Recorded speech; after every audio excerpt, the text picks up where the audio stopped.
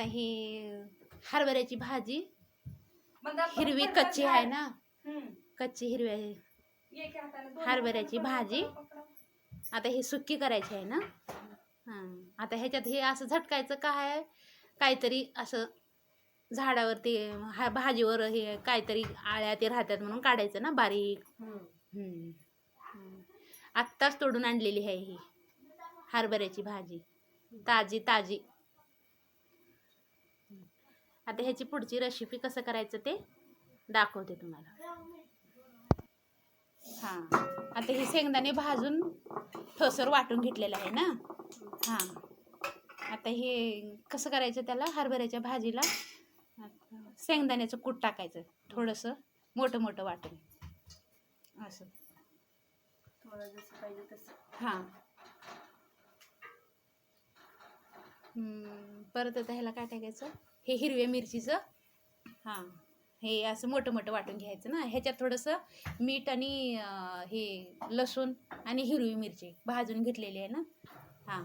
ते तुम्हाला जसं चवीनुसार तिखट मीठ टाकून असं लावून घ्यायचं ना हिरव्या भाजीला.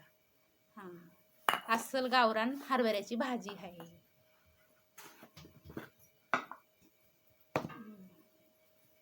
असं एकदा लावून घ्यायचं ना. मीठ चवीनुसार, मिरच्यात आहे तसं मीठ थोडं टाकलं तरी चालते. लाल मिरचीचं बी होतंय, पण थोडंसं हे हिरव्या मिरचीचं चव लागते है ना. असं मिक्स करून घ्यायचं.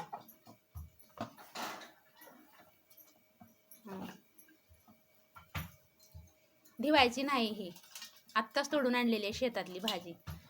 धिवली की ह्याची चव निघून जाते.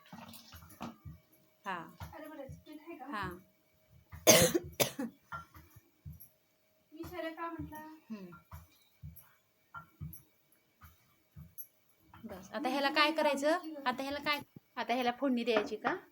तेल उगं जास्त टाकायचं नाही, थोडं टाकायचं. बस 2 पळ्या तेल नाही टाकलं तरी बी तसंच भाजी पातेल्यामध्ये परतून घ्यायचं फक्त. आता आपण काय करतो, तेल टाकून ह्याच्यात काहीच नाही टाकायचं का. बस उगं तेलाचं थोडासा म्हणजे करपू नये, भाजी बुडाला लागू नये म्हणून.